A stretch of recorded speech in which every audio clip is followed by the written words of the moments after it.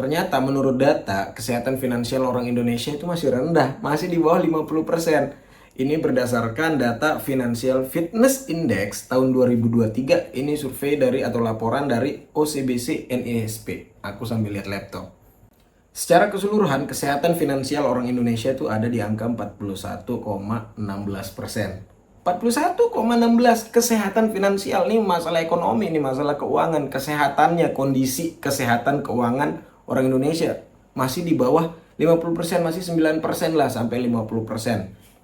Kenapa kesehatan finansial orang Indonesia ini masih rendah banget? Nih, salah satu kenyataan yang paling mencengangkan. Wah, mencengangkan bahasanya. Ternyata 73% orang Indonesia, ya berdasarkan 73% responden yang diambil oleh OCBC ini, ternyata 73% kita katakan orang Indonesia menghabiskan uangnya untuk gaya hidup. Saya juga. 73% artinya mayoritas orang Indonesia ini menghabiskan uangnya itu untuk gaya hidup. Bayangin, untuk gaya hidup. Gimana kesehatan keuangannya? Nggak parah banget. Dan masalah utang masih menjadi masalah yang paling tinggi nih untuk orang Indonesia. Karena 98% orang Indonesia mengelola utang tanpa jaminan yang baik. Mengelola utang tanpa jaminan yang baik 98%. Pantas aja tuh banyak tagihan pinjol, ya kan? Data-data terkait finansial, kesehatan finansial, kenapa sih kesehatan finansial orang Indonesia rendah? Selanjutnya adalah hanya 43% orang Indonesia memiliki dana yang cukup untuk bertahan hidup. Setidaknya selama 6 bulan ke depan jika kehilangan pekerjaan. Sisanya ada 57% kalau kehilangan pekerjaan 6 bulan ke depan pada mampus. Dan 38%, hanya 38% memiliki dana darurat yang cukup jika terjadi krisis. Wah, kalau ada pandemi lagi nih hanya 38% orang yang masih hidup nih. Ya, pengeluaran-pengeluaran yang tidak perlu itu berdampak pada hanya 9% orang Indonesia yang sudah memiliki investasi. Nah, itu juga artinya adalah hanya 7% orang Indonesia yang memiliki pemasukan pasif secara rutin. Gimana Indonesia mau jadi negara maju sedangkan hanya 7% rakyatnya, masyarakatnya yang memiliki pemasukan pasif secara rutin, ya kan? Salah satu indikator negara maju itu ya masyarakatnya, rakyatnya, salah satu ya rakyatnya itu mandiri secara ekonomi. Artinya nggak tergantung lagi sama pemerintah. Yang nggak kerja kita masih dapat duit. Kalau ada krisis, kalau ada bencana, ya masih bisa ada keuangan darurat, masih ada pemasukan pasif lainnya.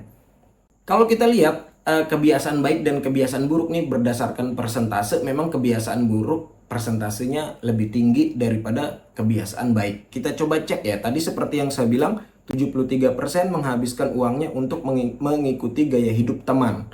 Ya gaya hidup teman, gaya hidup kita juga lah.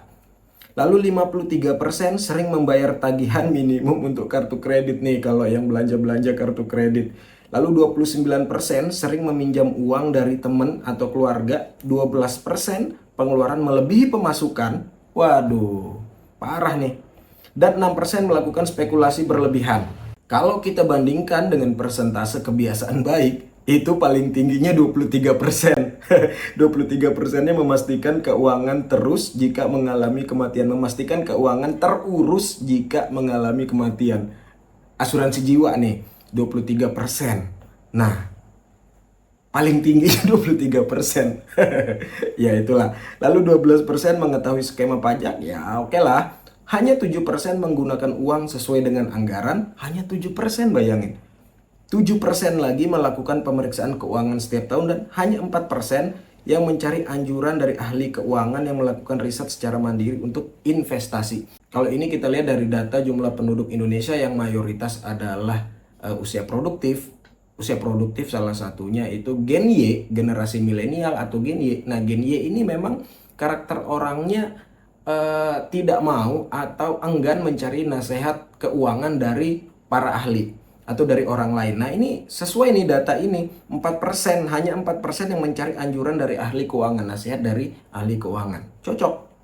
Ada fakta mencengangkan atau fakta menarik lainnya bahwa dikatakan orang yang sering liburan dikatakan orang kaya. pada tahun 2023 ada kenaikan sebesar 350% jumlah orang yang memiliki persepsi kaya yang salah. Jadi 350% kenaikannya, orang-orang itu memiliki persepsi tentang kaya itu salah.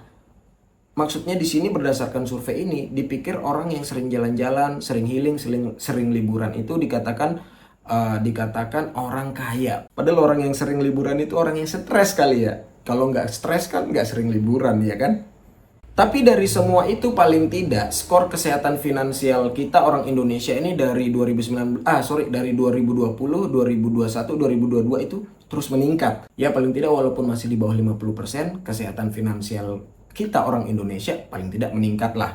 Kalau kita lihat dari tahun 2021 kesehatan finansial Indonesia 37,72, 2022 naik 40,06, di 2023 naik 41,16 poin. Ya walaupun masih jauh dari kata sehat finansial atau mau mengejar Singapura yang kesehatan finansialnya 61%, tapi paling tidak Indonesia terus meningkat, ya kan? Makanya jangan kebanyakan nonton konser, jangan kebanyakan nongkrong, investasi lah.